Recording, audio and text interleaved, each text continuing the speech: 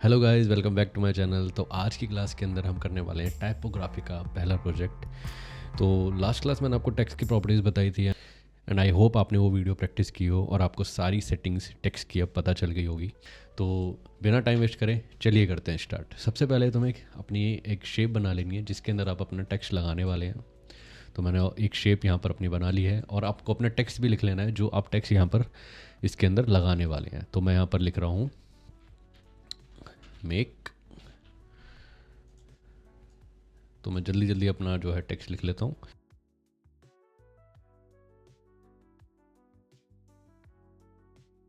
That's it. आपको अपना shape अलग बना लेना है, आपको अपने टेक्स्ट अलग लिख लेने हैं, ठीक है। एंड अब मुझे अपनी शेप को कट करना है कितने हिस्सों में? 3 हिस्सों में। जितने आपके टेक्स्ट होंगे उतने हिस्सों में आप कट कर देंगे। अगर आपने अपने टेक्स्ट 4 लिखे हैं तो आप 4 हिस्सों में अपने सर्कल को काटेंगे। अगर आपने 2 लिखे हैं तो आप 2 हिस्सों में काटेंगे। अगर आपने 3 लिखे हैं तो 3 हिस्सों में काटेंगे। तो मुझे इसको 3 हिस्सों में काटना है और मैं शेप को काटने के लिए हेल्प ले सकता हूँ नाइफ़ टूल की। तो यहाँ पर मेरे को एक टूल दिया है जिसका नाम है नाइफ़ और मैं इसको लेकर ऐसे ड्रैग करूँगा तो ये क्या करेगा, इस शेप को कट कर देगा। तो आपको दिखेगा, आप सिलेक्शन टूल से आप इसे मूव करके देखो, ये वाला और ये वाला और ये वाला हिस्सा अलग हो चुका है। एंड अब बस हमें क्या करना है, इस टेक्स्ट को इस शेप के अंदर क्लिप करना है। क्लिप कह लो या एनवलप कह लो, मुझे इसको एनवलप करना है इसके अंदर ताकि ये जो टेक्स्ट होगा वो शेप के अंदर चला जाए। तो आपको सारी शेप को सिलेक्ट करना है और आपको इसको सबसे पहले अरेंज करके सबसे ऊपर लेकर आना है, ब्रिंग टू फ्रंट। एंड आपको जाना है एक सेटिंग के अंदर। पहले तो आप इसको सिलेक्ट करेंगे टेक्स्ट को और अपनी शेप को सिलेक्ट करेंगे और फिर एक सेटिंग के अंदर जाना है हमें। तो ऑब्जेक्ट में जाएंगे और यहाँ पर एक ऑप्शन मिलेगा एनवलप। एनवलप के अंदर आपको थर्ड वाला ऑप्शन यूज़ करना है जिसका नाम है मेक विथ टॉप ऑब्जेक्ट, जिसका शॉर्टकट है ऑल्ट कंट्रोल सी। तो अगर आप शॉर्टकट डायरेक्ट दबा दोगे तो आपको यहाँ सेटिंग में आने की ज़रूरत नहीं पड़ेगी। तो शॉर्टकट याद रखना है क्या है, ऑल्ट कंट्रोल सी। तो मैंने इस पर क्लिक किया तो क्या हुआ, वो जो टेक्स्ट था वो चला गया किसके अंदर, शेप के अंदर।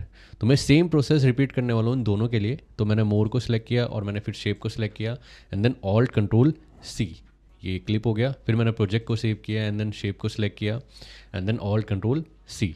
तो इस तरीके से जो आपका जो टेक्स्ट था वो आपका शेप के अंदर जा चुका है। आई थिंक आपको समझ आया हो। अब मैं चाहता हूँ कि जो मैंने टेक्स्ट, जो मैंने ये एनवलप बनाया है, इसके अंदर अगर मुझे कुछ चेंज करना हो तो मैं डायरेक्ट सिलेक्शन टूल से मैं कभी भी इसके अंदर चेंजेस कर सकता हूँ। जैसे मुझे यहाँ से इसको थोड़ा उठाना था या नीचे करना था तो मैं इसको कभी भी चेंज कर सकता हूँ। ये एडिटेबल है। और एडिट आप किससे करेंगे, आप करेंगे डायरेक्ट सिलेक्शन टूल से। जब आपका सब कुछ एडिट हो जाए, जब आप इसमें चेंजेस वगैरह जो करना चाहते हैं वो कर लें, देन आपको इसको क्या कर देना है, एक्सपेंड कर देना है। तो ऑब्जेक्ट में जाके मैंने क्या कर देना है, एक्सपेंड। एक्सपेंड करने के बाद इसमें कोई चेंजेस नहीं होंगे, ठीक है। अब आप इसको एनवलप नहीं कर सकते क्योंकि अभी क्या बन चुकी है, शेप बन चुकी है। That's it. तो अब मुझे इसके अंदर एक कलर फिल करना है। तो मैं इसमें कोई डार्क कलर फिल कर लेता हूँ, मे बी कोई भी कलर फिल कर लो आप, ठीक है। एंड इसकी एक कॉपी करनी है हमें। कॉपी करने से पहले हम इसे ग्रुप बना लेंगे, control G for group and then control C for copy. And paste in front का भी शॉर्टकट होता है जिसका है नाम कंट्रोल एफ, ठीक है। तो आप पेस्ट इन फ्रंट कर देंगे कंट्रोल एफ और आप इसे छोटा करेंगे एंड इसके अंदर हम कलर कर देंगे, कोई भी लाइट कलर कर देंगे, ठीक है। एंड अब क्या करना है कि जो शेप है हमारे पास, इसको मुझे पीछे करना है। तो राइट क्लिक, अरेंज। अरेंज करके मुझे इसे कहाँ ले जाना है, सबसे पीछे, सेंड टू बैक।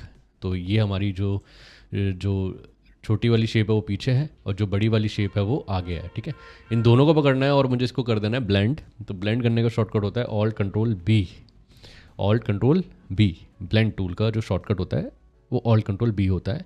और यहाँ पर हम ब्लेंड टूल के अंदर आएंगे और इस पर डबल क्लिक करेंगे और यहाँ पर हम आएंगे स्टेप्स के अंदर और आप स्टेप्स को बढ़ा देंगे करीब करीब 250 एंड आपको दिखेगा यहाँ पर ये स्मूथली ब्लेंड हो गया है किसके साथ, आपके पीछे वाली शेप के साथ। आगे वाली शेप ब्लेंड हो गई है।